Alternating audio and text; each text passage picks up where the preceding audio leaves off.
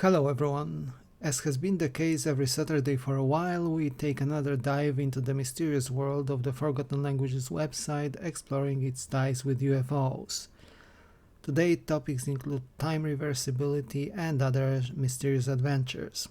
But before that, I would appreciate a lot if you could like, subscribe if you haven't yet, and share the video. This way we can spread the awareness of the UFO phenomenon, its reality, and our interaction with non-human intelligence as we draw near the actual disclosure. Thank you. On the 5th of August 2015, the website posted a cryptically titled article named Chaos and Time Reversibility, One Future, Many Pasts. Now, chaos are elementary particles, also known as mesons K, which are characterized by a property called strangeness, possibly involved in strange matter, I believe. While a lot of the article touches on physics and is perhaps less relevant to our discussion of UFOs, there is nonetheless one very interesting part there, so let's listen to it. Nature is not deterministic, not because the initial state was a low-entropy one. Consider the Paintsville UFO incident. The model explained show two Sol, 3 crafts chasing a Gazillion probe in STO 2710, jump to Sol 3 STO 2002. Once the Gazillion object jumps to STO 2002, it maneuvers to hide and avoid detection, landing on the train tracks. Local time is 200201114. Some 7 minutes later, the two chasing Sol 3 crafts appear in the area, slow down, and start combing the nearby river searching for the Gazillion craft. The second Sol 3 craft detects the presence of the Gazillion object, hovering over the train tracks, and attempts a proximity operation, causing the Gazillion object to speed up at low altitude along the tracks, moving towards an incoming coal train from the opposite direction. The first Sol 3 craft quickly positions itself over the train to neutralize it and avoid a frontal collision with the Gazillion object, which finally impacts against the coal train. Both Sol 3 crafts jump back to STO 2710. We have a mention of the Gazillions, a mysterious and possibly interdimensional race of alien beings and their craft, chased by what seems to be a human craft from the future, from year 2710, and the pursuit causes all 3 vehicles to hop to year 2002, as we have another passage incoming accompanied by a graph. A macroscopic time evolution is possible only if there is some energy flux between system and environment. This is a must. Now, the states described by the symmetric equation are basically equilibrium states, without net dissipation or absorption of energy by the system as a whole. Sure, we can also conceive the symmetric equation as describing a closed system, Sol 3 in STO 2012, Paintsville, which does not exchange energy with the external world. But the fact that the Gazillion object collided against the train must have been as astonishing for the Gazillions as it was for the Sol 3 STO 2012 beings. The 2012 event mentioned here is known as the Paintsville incident in the Forgotten Languages Mythos and Corpus. I believe the website may have made a mistake regarding the 2012 incident after all, and the date should read 2002 instead. We can dig a report claiming that near Paintsville in the state of Kentucky there was indeed a UFO event on the 14th of January 2002. During which a UFO allegedly collided with a coal train. The article here claims it was the ultimate consequence of time hopping. Unfortunately, there is nothing more to follow or trail in this particular article. Those who followed the series for a while know the mysterious Cassini Diskus. It seems to be a system which encodes and decodes information, and it seems it is involved with aliens, as the article posted on the 16th of August 2015 claims. The title is Distant Light Nanopulses, Language Emergence Through Shared Communications. It explains the Cassini Diskus as a tool which does have a lot to do with the aliens. Let's hear it.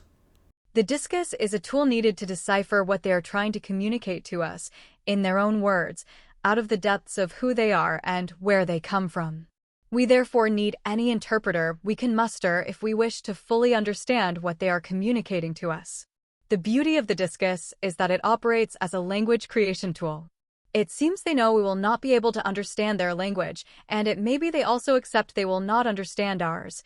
Hence, the idea of using a device in order for both communication partners to create a language is the best option.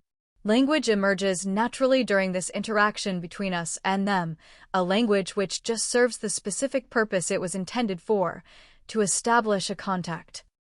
It would seem that the Diskus device was sent here by the aliens, and we do not know by which race in this case, to enable communication and contact, as we would not be able to perceive their communications as such, and even if, we would still be unable to decipher the communication as anything meaningful.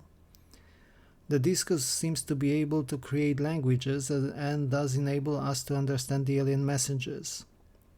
Interestingly enough, the website seems to use a piece of software called Node Spaces, which simulates language evolution and is capable of creating conlangs, or constructed languages using existing ones. Could it be that Node Spaces is a software derived from something like the Cassini Diskus, which is also a tool capable of creating languages? That was my thought here. The last article we are going to take a look in this episode was posted on the 26th of August, and it seems to touch upon the alleged predatory nature of aliens and their possible motives concerning us. Consciousness as a technological resource. What did they learn about the transpersonal imagery effect? This is the title. My first thoughts here were the theories of the late Bob Monroe, the creator of the Gateway tapes and the Monroe Institute, who claimed that human emotions generate energy called loosh, which serves as literal sustenance for at least some non-human intelligences. Could it be that the thought has some actual notion to it? Let's listen. Right now, the situation is such that being unprepared for an invasion from those consciousness predators would certainly prove catastrophic and would likely end humanity as we know it. Earth's natural resources are of no interest to them. You just don't travel vast distances to pick up some rare earths here and there. You just don't destroy a small rocky planet for the sake of it. You travel vast distances to get something really scarce out there, consciousness. Especially the last paragraph makes a lot of sense to me. Minerals can be harvested pretty much anywhere. Every single planet in our solar system has those in abundance, together with valuable gases like hydrogen or helium. Therefore, it would be safe to assume the aliens would not bother interacting with the Earth, instead grabbing mineral resources from elsewhere. Well, life though. Life, as we know, cannot just exist anywhere. It requires a fairly narrow band of conditions to form and flourish. Then there is also no guarantee that any such life would evolve to the point of achieving awareness, self-awareness, consciousness, whatever we wish to call it. And the notion that humans, or our conscious or aware life, can be something very valuable to the aliens is not exactly a novelty in the UFO spaces. So, we are ending this episode on a fairly heavy note, and the thought is quite sobering, even if only as a thought exercise. What are your thoughts on all of this, dear viewers? Does Cassini Diskus really exist, and does it allow communication with the aliens? And do some UFOs really come from the future? Let me know in the comment section down below. I will be back with you in another video very soon indeed, and there are also rumors that we may see another batch of UFO videos or files released by the US Department of War website almost any time now. So exciting times ahead for the UFO community.